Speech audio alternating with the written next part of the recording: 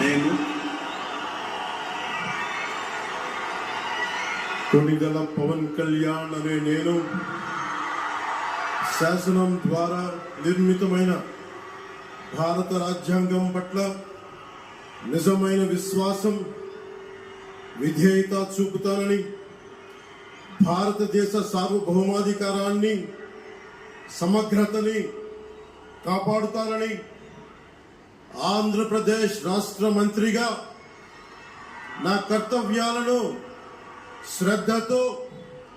అంతఃకరణ శుద్ధితో నిర్వహిస్తానని, భయం గాని, పక్షపాతం గాని, రాగద్వేషాలు గాని లేకుండా రాజ్యాంగాన్ని, శాసనాలని అనుసరించి ప్రజలందరికీ న్యాయం చేకూరుస్తానని దైవ సాక్షిగా ప్రమాణం చేస్తున్నాను. నేను